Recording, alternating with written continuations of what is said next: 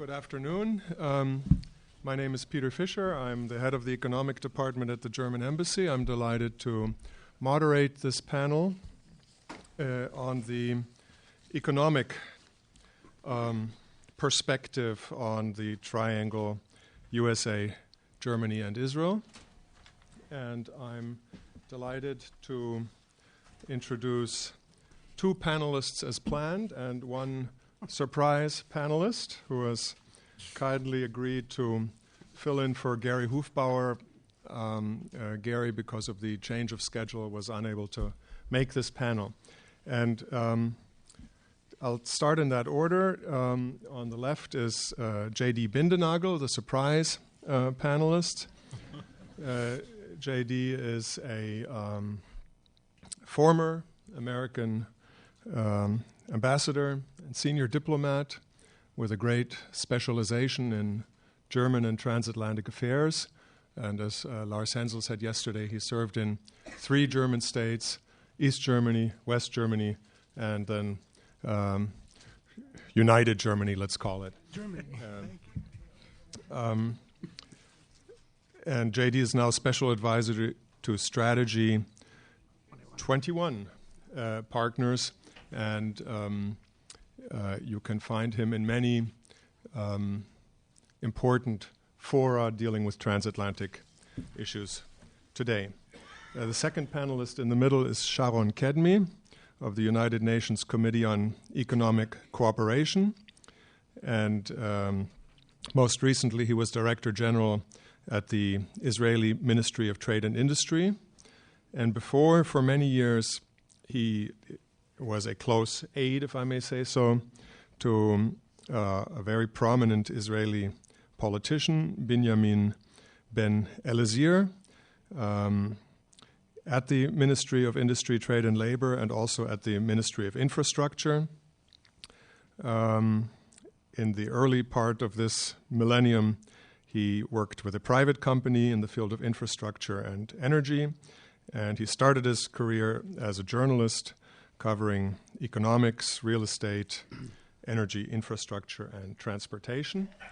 And finally, to my left is Michael Eilfort, who is an honorary professor at the University of Tübingen. He is also the director of the Market Economy Foundation, Stiftung Marktwirtschaft. For 4 years, also at the beginning of this millennium, he was chief of staff to a very prominent German politician, Friedrich Merz, who, I don't know if the Germans will know, he famously said, your tax declaration has to fit on the cardboard thing that you put underneath your beer on the table. That's your coaster, on your beer coaster. That you're... And before that, he worked for the parliament and then for the government of our federal state of Baden-Württemberg, which is in the southwest and is a very industrial, very prosperous state. And he started his career as a member of staff at the German parliament. So I think we want to analyze this triangle between the 3 countries. And I propose to the panelists that we discuss a little bit based on the values, the constitutions, the laws of our countries. How do we govern our economies? What are the underlying principles of our economies? And from there, we look at our economic policy. What does that mean for our economic policy? What are our objectives in economic policy, our challenges, and what policy instruments are we using? Maybe we should also talk a little bit about international economic ties, what are trade and investment relations with each other in our regions, what's the future of that?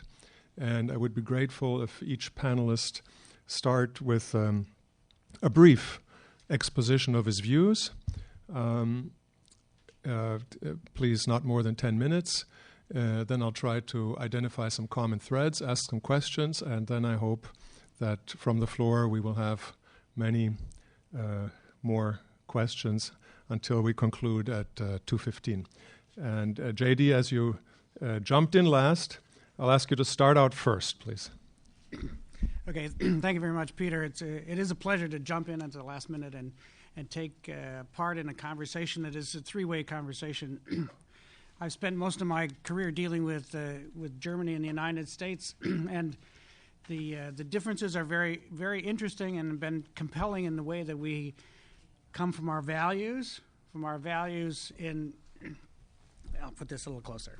Okay, from our values, our very fundamental values, the ones that you just heard from the last panel. It's very clear that life, liberty, and the pursuit of happiness is embedded in our Constitution. Really do set the values that we set forth. That we are a very individualistic group of people pitching our individualism against the government, and we always have done that.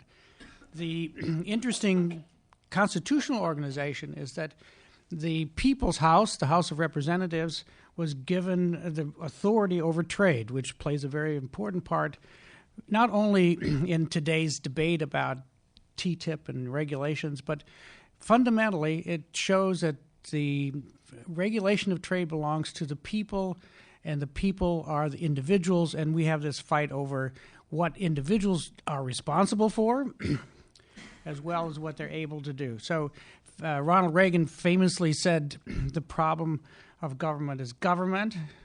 That's what we have framed the debate on our side. We have this freedom to operate. We have a free market economy versus our friends in Germany that have a social market economy. What's the difference? What is it that makes us different in the way that we approach, the way that we organize ourselves in the economic field? Again, going to our very basic values, life, liberty, and the pursuit of happiness. The pursuit of happiness or property, as it came out in history, is something that we as individuals pride ourselves in. We promote the idea of individualism. We promote the idea of entrepreneurs and innovation, and we despise government. So government intervenes. It doesn't set the regulations. It interferes with the individual and his ability to operate and be prosperous. That's kind of the framework under which you can see in our own debate today when we talk about Obamacare. We talk about Obamacare as a very interesting depiction of the president as a socialist, not as someone protecting the basic elements of life to provide a framework for prosperity, but really taking away from the individual responsibility to care for yourself for health care, and rather having the government impose rules and regulations that infringe on individualism. I think that captures in the way the values, the very basic values that we have. I'd like to turn to a couple of points quickly to illustrate that from a practical point of view. In the transatlantic relationship, when the Great Depression took place, we were having the same debate. The debate in the United States was whether we could have stimulus. Could we address the possibility of a Great Depression or at least a Great Recession? And how could we do that? We ended up with TARP and with a stimulus program that was around $700-800 billion and was the very minimum of what we could get in the debate because there was argument that individuals, companies should fail. We let Lehman Brothers fail. The two auto companies, General Motors became Government Motors, as we intervened in the government to try to deal with a very serious recession. And our friends in Europe were talking about the Eurozone crisis as it developed, the collapse of the Greeks and the others in the periphery, and the answer was austerity. So in the popular debate, it was stimulus versus austerity.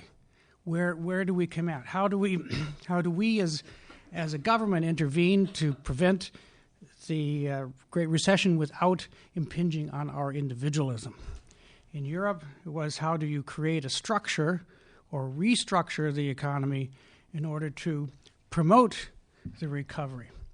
It was fascinating as we watched this through 2008, 9, 10, that in the end, through the stimulus that we were able to get in the United States and through programs in Europe, the stabilization programs, the Kurzarbeit, and other activities at both of our areas, the United States and the European Union, actually stimulated their economies about the same amount of GDP. A very fascinating point that we come from different points of view, we came with the same outcome.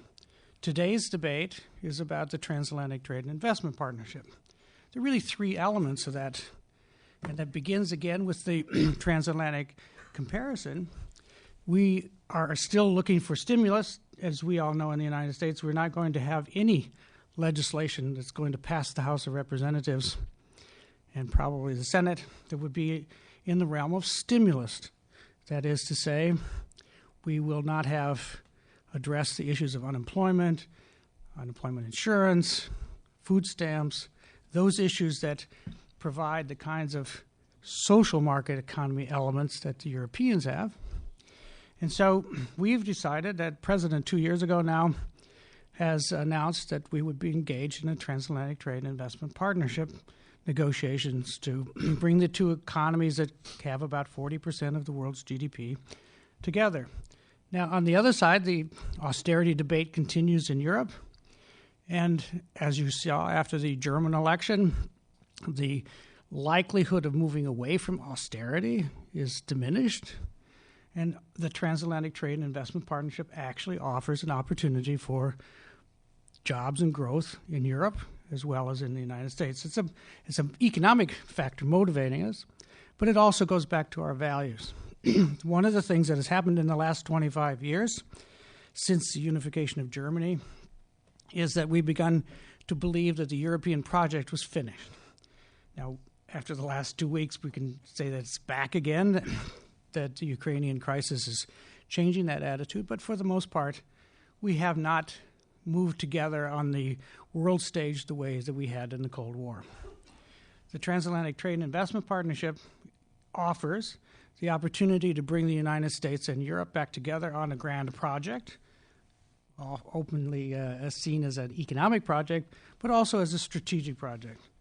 And in the context of the last year and a half of these negotiations, it is how do you deal globally with the Doha round being dead, with the WTO being stuck, and how can we come together to create an 800 million consumer market with regulations that protect our consumers and our food safety and other concerns in a way that we create a market that provides us with a stable international market that provides for growth.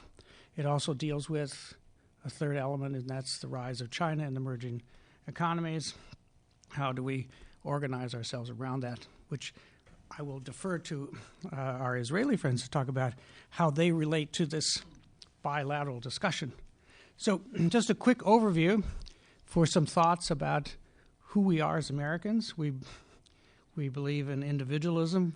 The Germans often call it Amerikanische Verhältnisse, the way that we hire and fire people. We don't have a social orientation to the way we do business. But on the other hand, we have committed ourselves to work with the Europeans. We're the largest investor in each other. We have many of the same operational activities in economics, and we are actually trying now to come together strategically, which in the last 2 weeks has accelerated dramatically with the Russian incursion or invasion of Ukraine. With that, I'll stop and turn to the other in light of time. Thanks. Thanks, Peter. Thank you, J.D. Now, the audience probably heard the word austerity 4 or 5 times. I want you to know that as a German government official, I think that's a misnomer. We prefer to call it growth-friendly consolidation. So please bear that in mind. Let me turn to Michael Eilfort. J.D. said the Americans despise government and love liberty. Our German soziale Marktwirtschaft, social market economy, is actually enshrined in our constitution. At the beginning of our constitution, it says Germany is a democratic, federal, and social state. So it has a high constitutional value. Do we love government and love has been called Renanian capitalism? Everything is kind of pre-organized and consensualized. And afterwards, we'll hear from Sharon how Israel fits in. Are you more on the left or more on the libertarian side? Well, thank you very much for the introduction. To some extent, yes, Germany loves government, and social is a key word to understand Germany, to understand the actual German mood. So I'd like to thank the organizers, and just to say I prepared a presentation. I will not show that now because it is supposed to be self-explaining, but probably you will be able to get it from the organizers after the conference.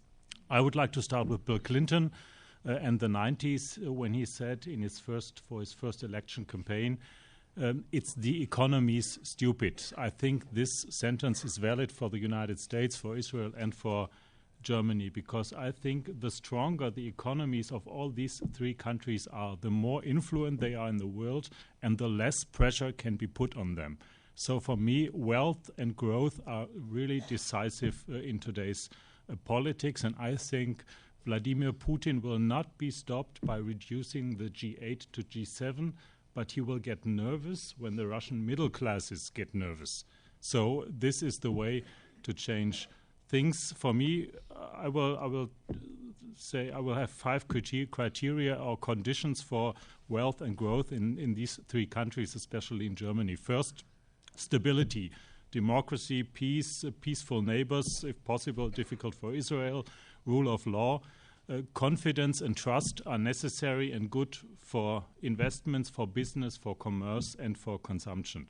Second point, market economy, of course, from the American free market economy to the German social market economy, but market economy as a base, free trade, transatlantic partnership is a very good idea, a very good thing. Fair competition and common regulation. This is very important, and there could be done much more, especially between Europe and the United States, for example, for common regulation on the financial markets. Third point, and I'm coming to austerity or growth and consolidation, balanced budgets are a condition in the long run for growth and for wealth. Too many debts and growth rarely fit together, and they do not fit together in the long run. Today's debts are tomorrow's taxes or inflation.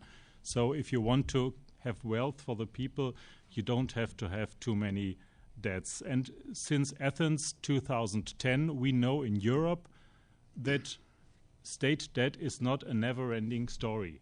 There is an end, and there is some limiting point.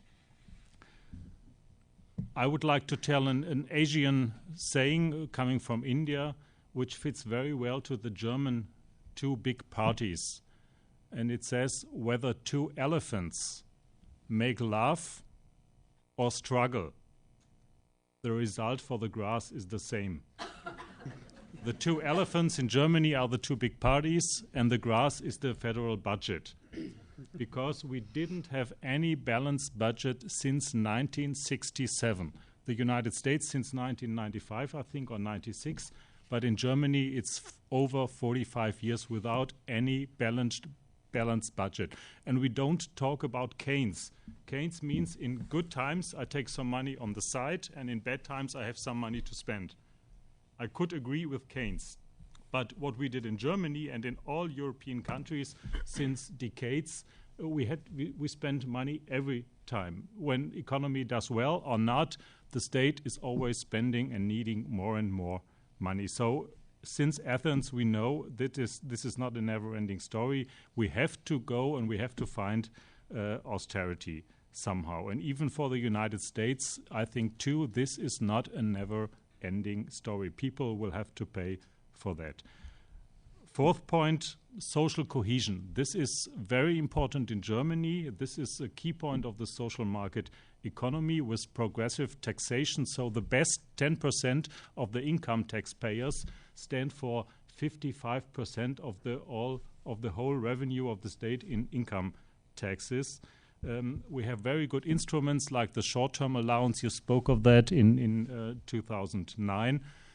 But we have in Germany, we have a very high degree of social harmony, social cohesion. We have no strikes. The last statistics for 2013 in France on 1,000 labor days, 150 days strike in 2013, in Germany 16. By the way, in the USA 10.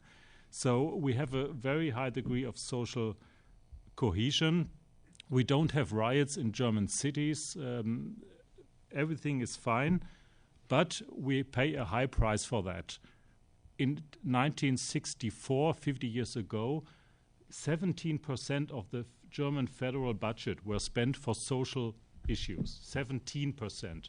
Today, 50 years later, we spend 50% for social purposes, for pensions, for unemployment aid, and so on, for assistance, for long-term assistance, 50%. That means we pay much less for education and much less for infrastructure, and we pay much more for repairing old mistakes and old problems. So in the long run, this is not a very good point, and social market economy somehow, this is my opinion, must find the way a little bit back to a more market economy. But anyway, social cohesion is very important, and social peace. Fifth point, education, innovation. For all these three countries, innovation for future growth and wealth, of course, is very important. Standing still means stepping back. So we have to have new ideas. We have to develop new economic products and so on. I remember in the mid of the 80s, there were a lot of magazines telling Japan is the future world leader and the United States are done in the mid of the 80s. Then came Silicon Valley and so on. So if you have new products, new innovations, new ideas, you will create and stabilize wealth. I see Israel on a good way for innovation. They are very creative. I see the United States on a good way. They have a quite younger population. And this is the only point where I see a very big difference between Germany and the two other countries. In Germany, we will have one of the three oldest populations of the world. And this is a growing problem for Germany, and we will have a hard time probably in 5 to 10 years in Germany. I made some thesis about non-voting 20 years ago, and there's a trend in Europe and especially in Germany, meaning that older people tend more to vote than younger people. They go to the polls, younger people do not that much. If you combine this fact with the demographic challenge we have in Germany, you come to the result that 2013, the last general election in Germany in September, was for decades the last election in Germany with a majority of voters under 55. Starting with the next general election in Germany, we will have a majority of voters over 55 years, meaning that psychologists say in general, I accept all the people present here, that with 55 you have some change in your mind.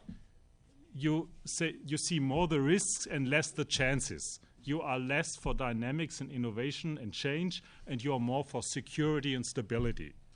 People change when they grow older. So this is a very crucial point for Germany, because it does not only mean that we will have to pay more for pensions, for long-term care, for health, and so on, but it's a political change.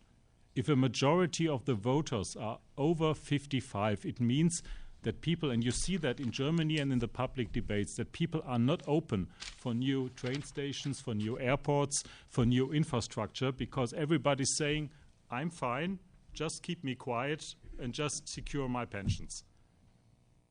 So what Merkel and what the actual government did to raise the pensions, to lower the pension age.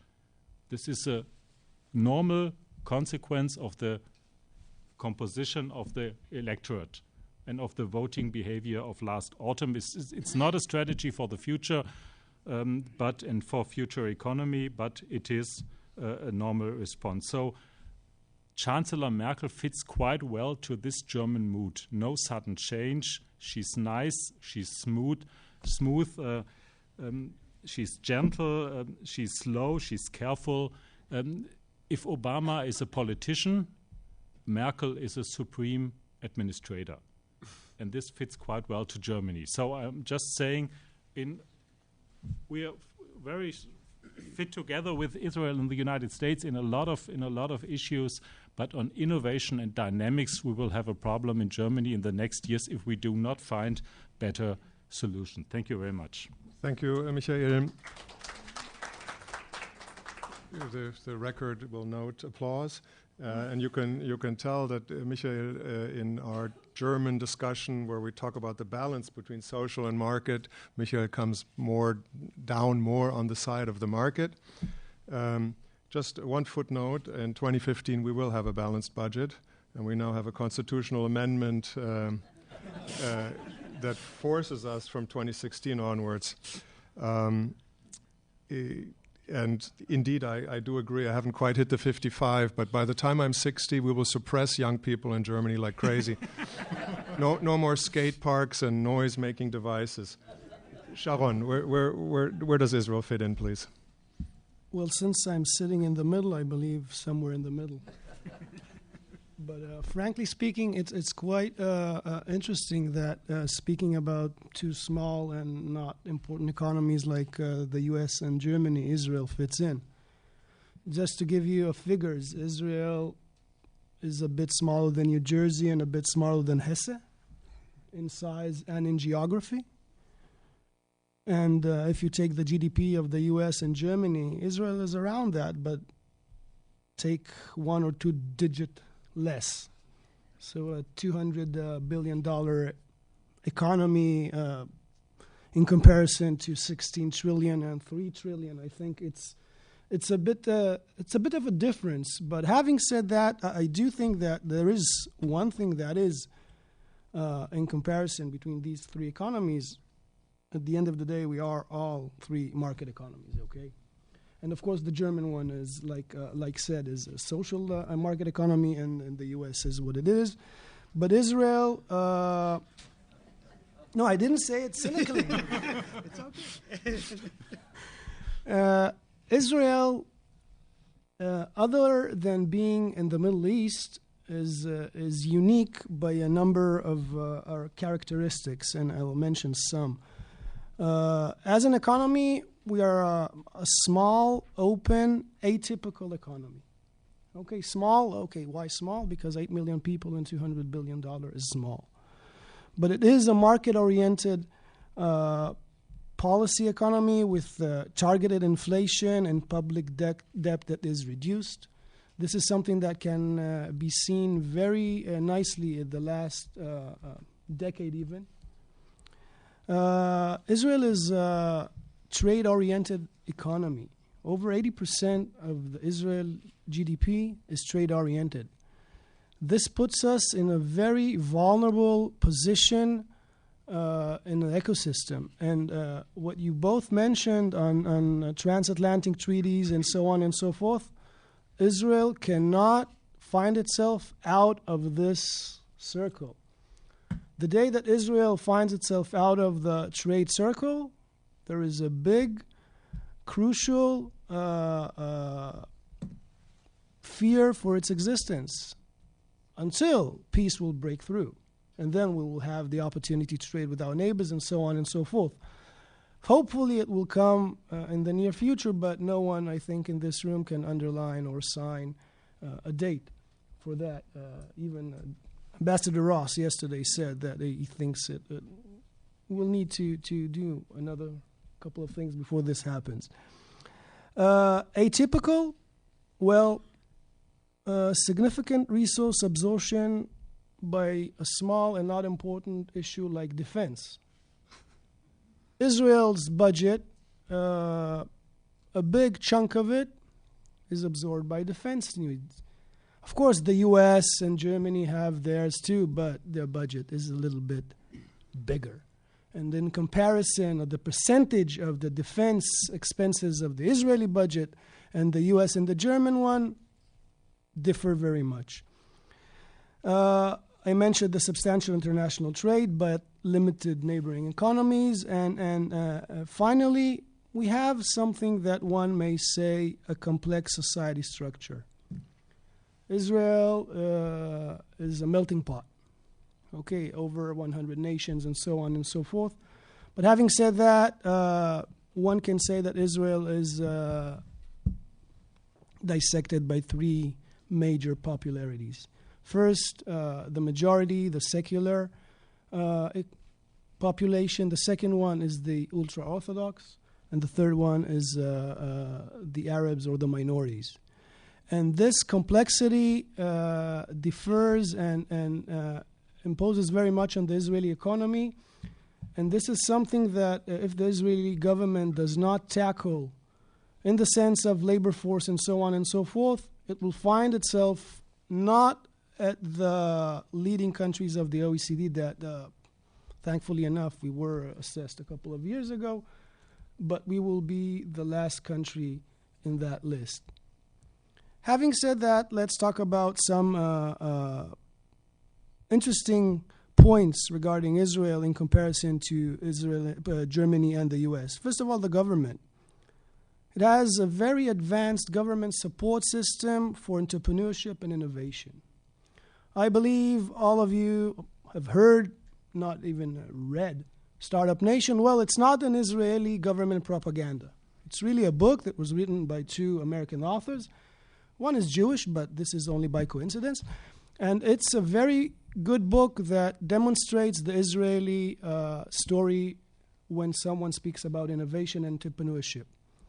But this book actually tells the story of the past. Okay, what Israel has done. It doesn't say what Israel will do. And one cannot think on the past as always something that will happen in the future. And I'll give you a small example. For a lot of years, Israel expenditure on research and development was the biggest in the world, over 4% of its GDP. Very big numbers. All of it was poured into research and development, and it grew all these magnificent startups that everybody hears about. But second to Israel, I think it was Finland or one of the Scandinavian countries, around 2 point something. OECD average in comparison is 1.5 or something like that. Today, Israeli expenditure is decreasing. Everybody else is going much higher. And a small, not so important country in the Far East called China has doubled its expenditure on research and development in the last 5 years. Now take the $10 trillion economy and take about 2.7% of that and pour it into research and development, and look what you get. But this is another topic that is very interesting, but we don't have time to hear. So Israel research and development is very interesting. It's close to the U.S. with its Silicon Valley, and of course no one can take Google and Facebook from the U.S. But speaking about Germany, you were correct. You're slight in a distance in that sense. Academia. Israel has frankly mastered the transformation between academia and industry. It's called the Death Valley. Okay, the incapability of taking a good idea in the academia and putting it into and implementing it into the industry. Israel, through the Israeli government and the academia, has managed to actually take it a step forward. This is something that I believe that even though Germany and the U.S. have a very strong academia, are lagging behind. Culture, very important. Israel and the U.S. share a common risk-taking business culture. Taking risk in Israel in business is common. It's common to fail. Because after you fail, you try again and again and again and again, and no one sees it as something that is done wrong. But, for instance, in Germany, once you tried something and it fails, the chances that you try again the same thing are not high. And this is a cultural difference that imposes this issue. But having said that, I believe that an engineer in Siemens or in Bosch makes a month much more than the Israeli engineer. And he has less incentive to make an exit because he knows, okay, I won't make an exit, I won't be a millionaire, but I know that I have a work, I have a job, I get my salary, and I know I'm secure. So it's two sides of the equilibrium that don't match. What more can we say? Very important. Both in Germany and the U.S., the culture of SMEs, small and medium enterprises, or in Germany, the Mittelstand, are very strong, and they, if I'm not mistaken, account for a big portion of these economies and the export. In Israel, even though it's 98 or 99% of the Israeli economy, they account for much, much less of its GDP, and this is something that puts Israel behind. I can go on, but I think Peter is looking at his watch, so I'll stop now and we'll take it from here. Thanks, Sharon. So I will... no, this too. So the record will reflect further applause. So I'll turn it over to the audience in a moment. The common threads that I've seen to the discussion are the following. Innovative capacity and the interface between university and industry, so R&D.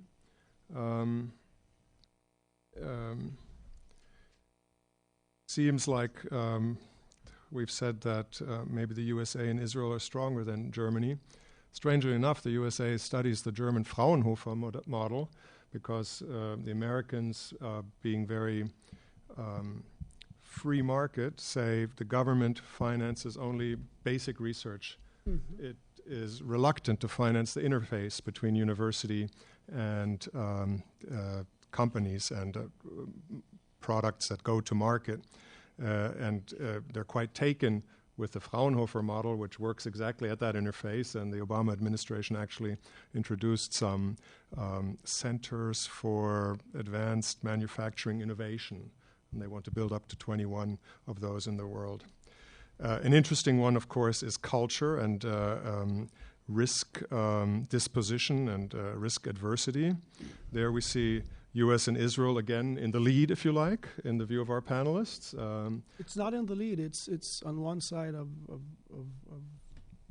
on one side. Yeah, but let's assume that for an economy to grow, it's good to have some people who are ready to take entrepreneurial risks, and Germany a little bit more risk adverse. And then Sharon, you mentioned the small and medium-sized enterprises. Here, we have Germany actually being, I think 75% of our economy are made up by small and medium-sized enterprises, and our small and medium-sized enterprises happen to be quite innovative and successful, and you'll find them everywhere in the world, mm-hmm. selling investment goods in every market and in every niche, whereas if I may go out on a limb, small and medium-sized enterprise in the USA, by and large, makes cupcakes. It's unfair. It's unfair, but I'm just trying to stimulate discussion. We'll get there. Did you see the line on Georgetown cupcakes just downtown? Yeah, so if they make them well, there's a line. Gang up with it's only cupcakes.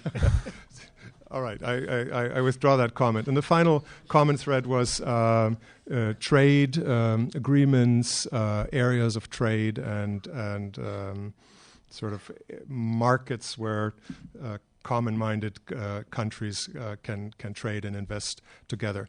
With that, I'd like to open it to the floor, and I think the gentleman in the back had his hand up first. Thank you all very much for very stimulating points of view. There was a theme that is, I think, very much on the minds, I believe, of Israelis, Americans, and Europeans today, and that is sort of the shrinking middle class, the sense of sort of a growing inequality. And certainly in Israel, just over 2 years ago, thank you, we had a social protest, quite substantial social protest. There's Occupy Wall Street movement and so on and so forth. I'm curious, none of you sort of mentioned this, and I'm curious whether you think that it is important. One last very short question to Sharon. We have a big problem in Israel of, I guess, two major economic problems that I can identify. Perhaps you can comment on this. One is relatively low productivity. When we look at where we rank in the OECD, and Israel has joined the OECD, Germany has been a member of the OECD, the United States is a member of the OECD. Israel joined the OECD in July 2010. We are in the bottom third when we look at productivity. We're not too far away from the Greeks, the Portuguese. Perhaps you could say something about improving productivity in Israel. And secondly, of course, we have a very substantial and growing proportions of our population. I'm speaking especially about ultra-Orthodox men and Israeli Arab women who do not participate very fully in the Israeli labor market. Perhaps you could say something about means of creating a broader, economically productive center in Israel. And if the two other gentlemen would want to weigh in on that, that would be terrific. Thank you. So the first question about inclusive growth and malaise with the existing social and economic conditions. Who wants to take a stab at that? Yeah, you're up. I'll answer anyway, so you can start. Michael, maybe? Well, just to the shrinking middle class, in Germany there's no shrinking middle class, and since 2005 the incomes are more and more coming together, so just a little bit, but they're coming together. So the thing is much better than it was 10 years ago, thanks to some reforms Chancellor Schröder did, especially thanks to these reforms. Of course, there is some unfair distribution of wealth, but in Germany, there's a different problem between those who get money from the social market economy and those who pay in, because we have so many long-term assistants seducing people to stay in this assistance and to get some illegal work money too. We call that Kombilohn. You combine black work or illegal work and assistance funds. So there is a seduction to do that, and we have less than 50% of the German adults who pay income tax, which leads to the result that in polls, if you ask people, you have a majority to raise income taxes. This is quite strange in Germany these days. JD, what happened to Occupy Wall Street? Yeah, let me address the debate that we have in the United States. There's a tremendous disparity of income, and it's growing. The middle class is not recovered at all from or taken part in the productivity gains that have happened in the last 30 years. Most of the income, and certainly the income that has come in the recovery since 2009, almost all of that has gone to the top 1% or 10% for certain. So, what is it that drives us? What are the values that we're trying in our debate to address this issue? One of the issues is that we have a mismatch. We have hundreds of thousands of jobs offered, but nobody to fit them. So we have the skills gap, as we call it in the United States, and so there are some innovative ways to try to address that. One is to look at the German system. That's an interesting activity that is happening around the country, with community colleges working together with companies, driven not by governments, but by businesses and chambers of commerce that want to fill this skills gap. There's another element that is more interesting from where I am in Chicago. Mayor Emanuel has tried also to address this issue and decided that Chicago should focus on certain sectors. So in the digital area, he has persuaded Microsoft and IBM and a couple of other large companies to work with high schools, and beyond high schools to work with community colleges to focus not on basic skills that community colleges in this country deal with, but on skills that are necessary for workforce development, and connect with universities for advanced degrees, so that there's a strategy for the Googles and Motorola's and IBMs that are in Chicago to work with the school systems and the city government to try to address that effort. Now, that's, of course, totally against what I was saying earlier about the free market individualism, but it is something that is recognized as necessary. Along with that, particularly as we talk about innovation and the risk orientation that we have in the United States and in Israel, that Germany is a risk-averse economy, we have tried to promote the idea of innovation. And in Chicago, we've developed, we always look at Silicon Valley as well, but have created an 1871 organization that is as a host for young startups so that they can operate in space that they need, but also interact with each other and to try to promote that innovative thought and collaboration. On the university level, there's an effort also to try to deal with biology, biological engineering, or nanotechnologies, or develop those kinds of expertise and research that fit into the economy of the local city, something like Boston has done in this country over the years, so that you get a different kind of a way to address the disparity of income, which is causing a lot of political issues. And the political issues that are developing in that debate goes back to the fundamentals that we have the sense that we're individualistic and we have to deal with this on our own and be reliable. And at the same time, we need that interaction with government and education and culture to make this transition into the new era. One could call that the innovation revolution that is driving what the economy will be. Much like the Industrial Revolution, the Innovation Revolution pays those people with ideas and doesn't pay those people who build things. So it's a very important change in the way that we address the values that we have, the things that are trying to come together as we watch what's happening in Europe, and particularly in Europe with SMEs. The cupcake debate is an interesting one. I reject, of course, the idea that we don't do anything like that. But Germany is right, Peter's right to say that the German SMEs not only are global, but they are global leaders in what they do. I'm on the board of the German-American Chamber of Commerce. We have 850 German companies in the Midwest, most of them in the automotive sector, and most of them bringing in a small part of some sort, but plugging into the international supply chain.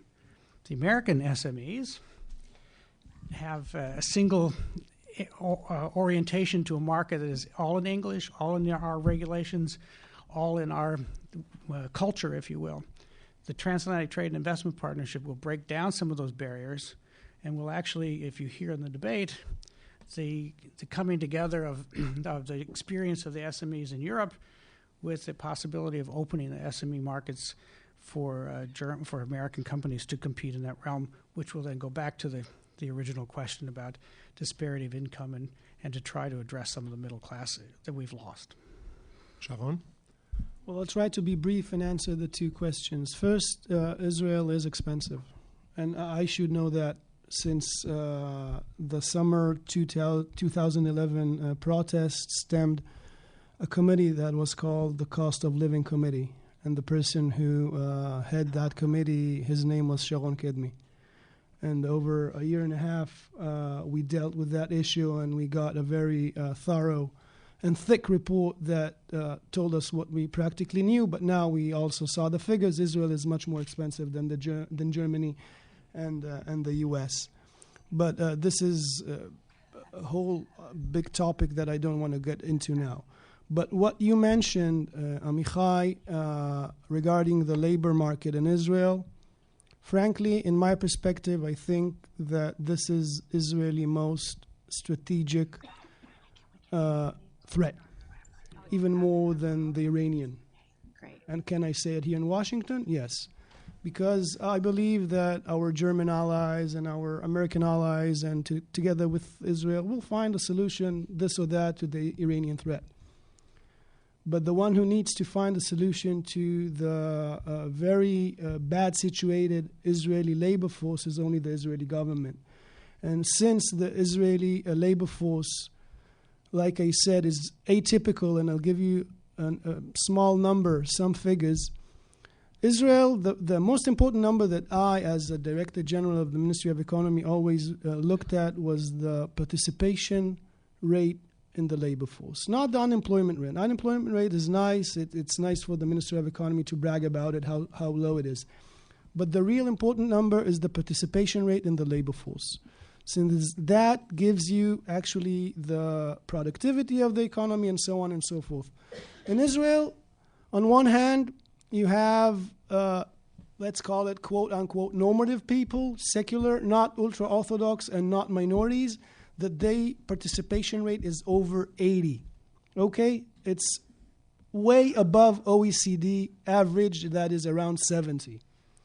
But if you look at what happens at the ultra-Orthodox men, around 40%. If you look at Arab women, it's around 20%.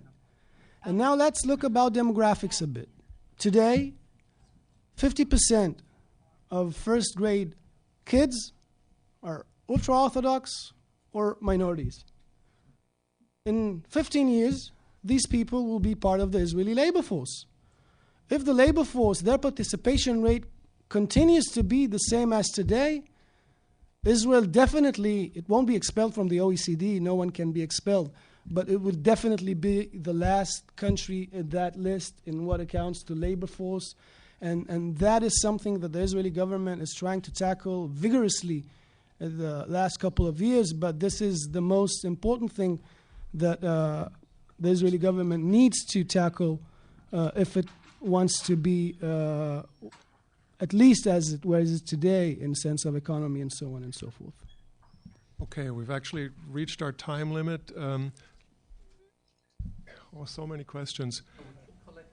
Let's collect all the questions, and we'll do a lightning round. And the choose the best one. The panelists will choose to answer the question that they find most worthy of addressing.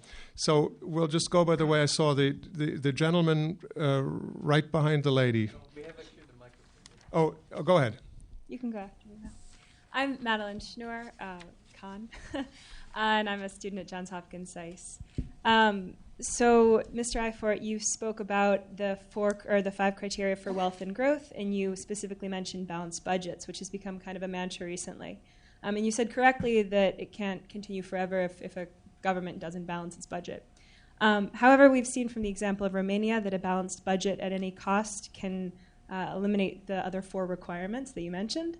We've also seen from the U.S. And from many other countries that if the other 4 requirements are around, you could argue that the balanced budget actually isn't necessary for growth. So I was wondering if you had a rebuttal, and also if Mr. Kedmi or the ambassador had a comment on whether balanced budgets are in fact a requirement for growth and wealth, and if not, what replacement requirement they would suggest. Thank you. We'll collect. Yes, please. We live today in a global economy, and I wonder how each of the 3 economies are resilient to the ill effects of the rest of the world. An example is Germany, who is being dragged into being the resuscitator of other economies in Europe. So perhaps you can comment on that. Thank you. The lady here, please. Yes, going back to the whole issue of economic inequity among populations, particularly in the United States, but the UK and elsewhere, I wonder if you could talk about the role of unions. We know in the United States they have plummeted, certainly in the private sector and not very large in the public sector. So where do you see unions going as a force for righting some of the inequities in income distribution? Thank you. Mr. Salzberger? As we are talking about economy or economic policy from a value perspective, I found in your presentation two paradoxes, which I would like you to explain. The capitalist market economy person, American, uses the term pursuit of happiness. The social democrat uses the term pursuit of wealth. For an economic theorist or political philosopher, it should be exactly the opposite. The American capitalist economy uses stimulus in order to overcome the crisis. The social democrat uses austerity, again, from a theoretical perspective, which would be exactly the opposite. So what is your explanation to these paradoxes? Thank you. Any further questions? Last call. So we have a small bouquet of fundamental debates in economic policy, and we'll try to answer them briefly. The question of balanced budgets and growth, the question of international interdependency, of national economies, labor representation in unions, and finally a philosophical question about the purpose of the economy and which tools are appropriate to get there. Let's go in the reverse order in which we started. So Sharon. Okay. So regarding balanced budget, practically the answer is yes. Okay, you need a balanced budget, and you can look at a government or a country as a household. If you don't have a balanced budget in your household, then you loan money. When you loan money, you go, et cetera, et cetera, et cetera. From the small micro household to the greatest economy in the world. Okay? Romania, interesting. I don't have an explanation for that. But should I? I don't know. I think that balanced budget is imminent. Regarding unions, Israel has a lot to work and to learn on unions from the U.S. and much more from Germany. I think that Germany has excelled its awareness and its ecosystem towards unions, and Israel is still in, I can say frankly, in a bad position with unions. Some of them are too strong, and some of them are too weak. The coexistence of unions and government is something that needs to be there the day after tomorrow in order to obtain just exactly what you said, the inequality or the equality. And to summarize, I think that we still need to learn a lot, and it stems into the Israeli politics that sometimes finds itself reaching out very much into unions, and maybe that is the basics of the problem. The philosophical questions I leave to the philosopher. Okay. And regarding Germany as a resuscitator, I think Israel is too small to react on that. Israel majorly needs resuscitation sometimes, so I leave it to you. Okay, Michael Eilfort. Well, balanced or budget life is like life in general. In my opinion, it's not about black or white. It's dark gray and light gray. So it's not about balancing budgets at any price. But there are times to balance a budget and to put some money aside, and there are other times that the state helps economy. And what I criticize is that, for example, Paul Krugman, since 40 years, I looked really for citations in another way, but since 40 years, he always says the state must do more public spending, more deficit spending. So there is never a good time to put some money aside. This is not sincere. And there are different, I'm not a specialist for Romania, but there are different examples in Europe. There's austerity in the Baltic states. They did hard reforms, but they performed very well and they had some growth. And there are other countries who did not invest in infrastructure or education, but invested in consumption or corruption or anything else, like Greece. So you can spend money for bad things and you can spend money for good things. So dark gray or light gray, but anyway, a state is a state who decides about spending money. This state is responsible for its budget. If California has a negative, has not a balanced budget, it's a Californian problem. There is no help from Florida or Illinois or Oklahoma.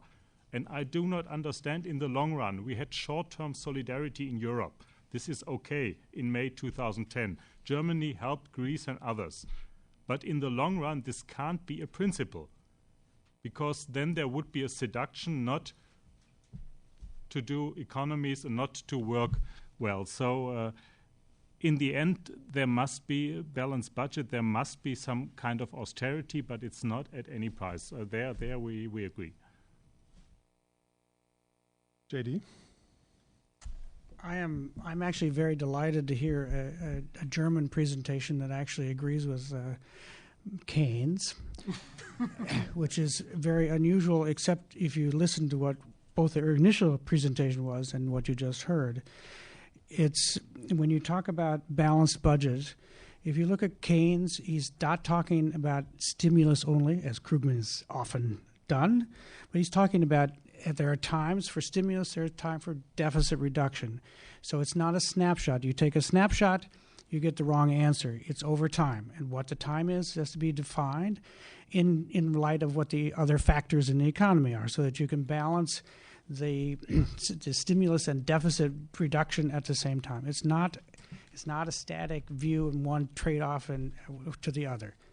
With regard to internally in Europe, the effort to blame the periphery states is not a productive way to deal with the shared responsibilities. If you take an example, when the euro was introduced and you created a single interest rate at German levels and then sold BMWs for that interest rate in countries that couldn't pay back, you're getting great exports from Germany and a lot of debt in the periphery countries. So you have to really think about this in terms of who's responsible. It's not necessarily only those who are buying things at cheap loans, but because they have cheap loans, they're buying things. So there's a responsibility on both sides. And at some point, the Europeans will go to euro bonds. There will be red bonds and blue bonds. There will be red bonds for the country, for the eurozone, and there'll be blue bonds for individual countries, and there will be mutualization of that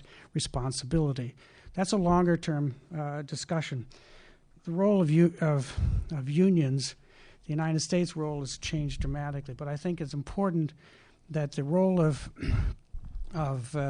unions and their relationship with the employers is one of questions of legal peace and labor peace.